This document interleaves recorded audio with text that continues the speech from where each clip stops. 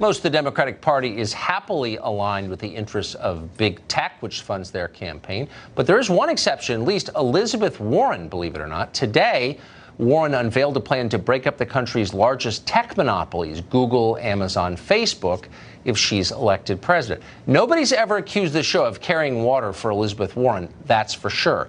But when somebody says something smart and true, we want to be the first to congratulate that person. We are not partisans. We're just looking for people of good faith to make good decisions. And that would be a good decision.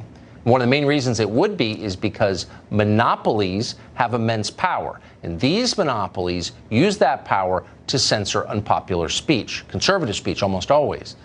A Twitter executive recently appeared on the Joe Rogan podcast and basically admitted that. Watch. Your platform restricts speech. Our platform promotes speech unless people violate our rules. You're biased and you're targeting specific individuals because your rules support this perspective. No. Why are people being suspended for tweeting #LearnToCode? Some of these tweets actually contained death threats, wishes of harm, other coded language that we've seen to mean death to journalists. So it wasn't about just the learn to code. It was about the context that we were seeing. Come on, that's just not true. That's just not true. The editor-in-chief of the Daily Caller was suspended for tweeting nothing but #LearnToCode.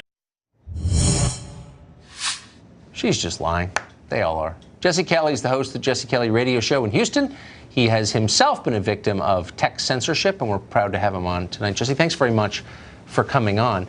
So what strikes you more, the willingness of Twitter and other social media companies to just censor things they don't like, or their complete lack of self-awareness when asked about it?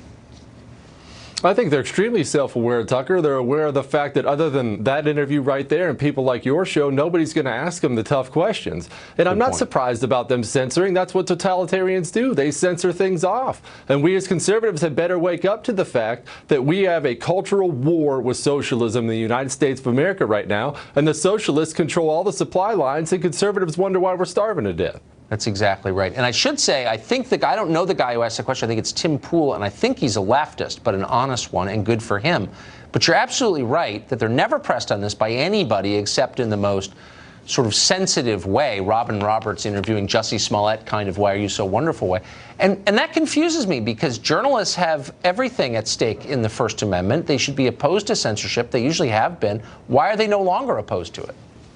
Because journalists want to be eaten last. All the journalists are socialists, just like the tech guys are, just like all the media is, just like Hollywood is. All the journalists just want to be aligned with the socialists that are in charge of the government at the end. But conservatives had better wake up, and they'd better realize that making your living just off these tech platforms is dangerous. It spells trouble. It's like inviting Ilhan Omar to your kid's bar mitzvah.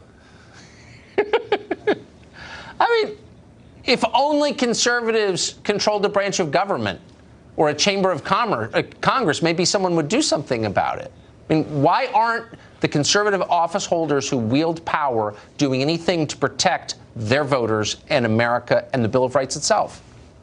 Well, Tucker, they should. They should be treating these tech companies like publishers. They are publishers. They censor out conservatives. They only censor out conservatives. And they've never censored out liberals off there, so they should change their tax status. And that's what these tech companies are most scared of. But then again, you and I both know Congress is going to screw that up, too. Congress can't do anything right. Congress couldn't sell cat litter at an event for feminists. I'm not allowed to laugh at that, so I'm not. I'm just going to nod. Like I don't even understand what you're saying. Okay, so if Elizabeth Warren comes out, who I don't think I haven't made a lifetime habit of complimenting, if she comes out and says, let's break up the tech companies, let's get this under control, why wouldn't Republicans ally with her in that one thing? Because I think if you give Elizabeth Warren that kind of power, what's she going to grab next? Yeah, it sounds nice to break up Amazon and Google and these things that frankly, they scare me too, how big and powerful they are. And I know they scare you. But once you give Elizabeth Warren that kind of power, then that hungry animal's not going to stop there. She's going to start looking at people like you and me, and we're going to get eaten next. You're going to break up your house. It's probably a fair point. You're a wise man. Jesse, great to see you. Thank you. Appreciate you, brother.